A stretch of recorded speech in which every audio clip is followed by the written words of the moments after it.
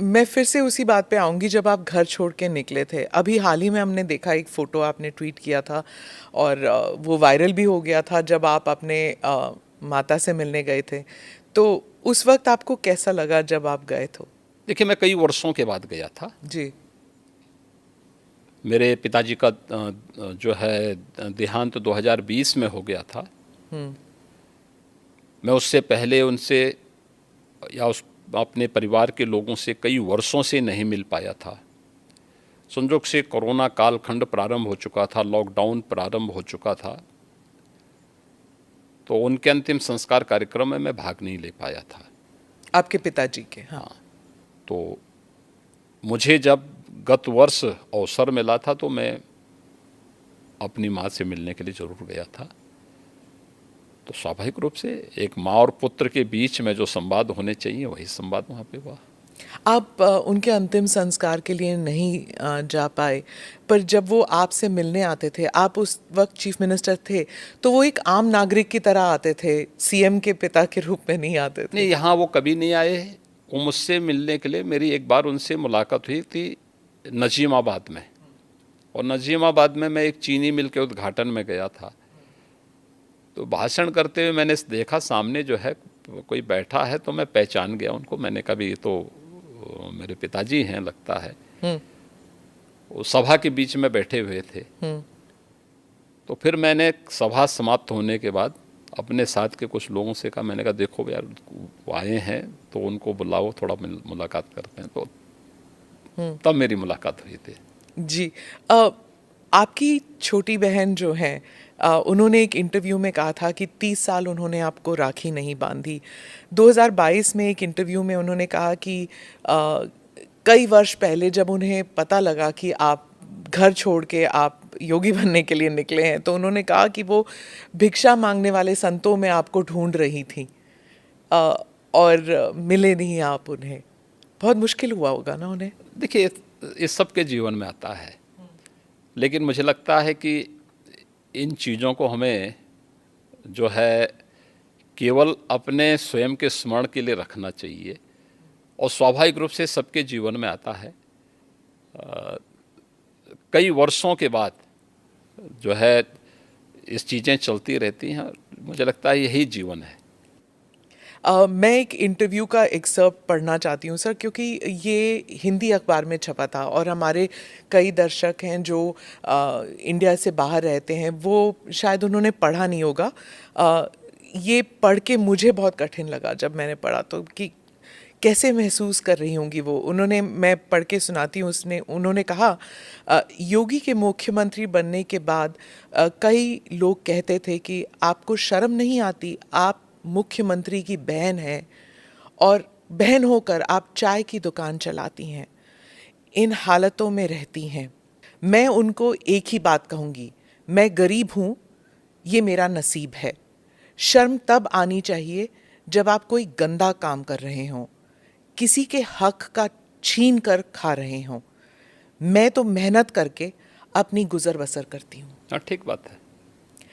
मैं इसलिए पूछ रही हूँ सर, क्योंकि आमतौर पर लोग समझते हैं ना कि चीफ मिनिस्टर हो या फिर सांसद हो, विधायक हो, इनके इर्द गिर्द लोग जो हैं इतने धनी हो जाते हैं और फिर सार्वजनिक जीवन में इसलिए आते हैं कि जो धन कमा चुके हैं उसे प्रोटेक्शन के लिए। और एक ये इंटरव्यू है आपकी बहन का। देखिए, व्यक्ति को कभी भी धन और वैभव संतुष्टि नहीं दे सकती है, और मुझे लगता है कि सबसे बड़ा योगी वह है जो स्वयं की मेहनत से संतुष्ट है, स्वयं के परिश्रम से संतुष्ट है।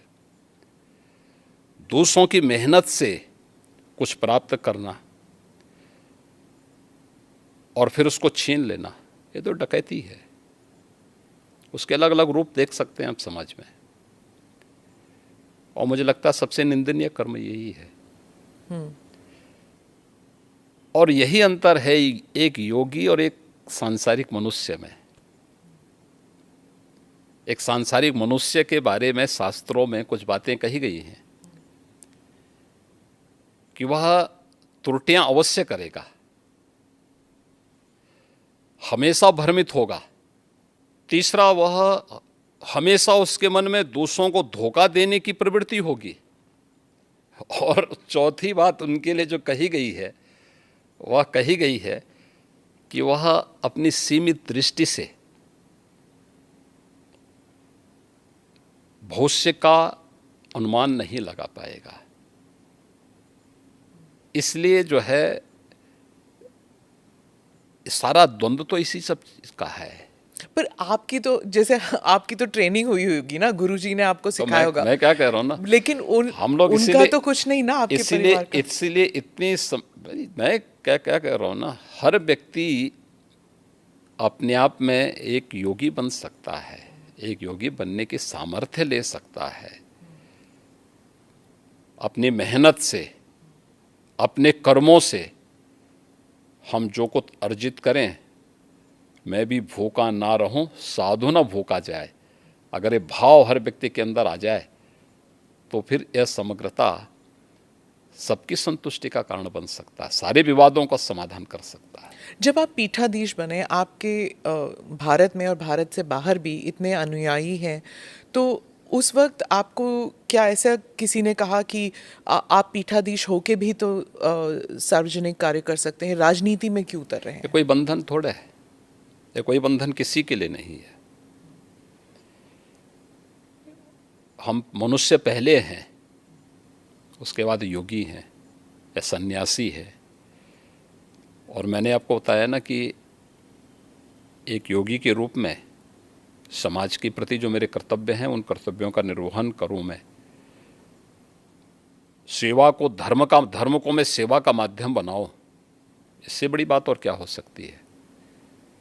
और हम वही कर रहे हैं। तो एक सन्यासी का कर्तव्य क्या होता है? क्या वही जो कर्म कर रहा है अपना, ये चाहे पत्रकार हो या फिर राजनीतिक? हाँ, हर व्यक्ति, हर जीवन, हर व्यक्ति कर सकता है, हर व्यक्ति कर सकता तो है। आपका आप मुझे एक बात बताइए कि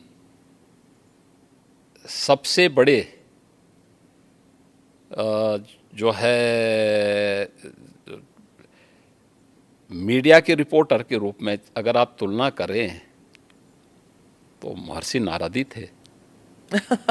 अब मुझे हैं थे कि नहीं थे?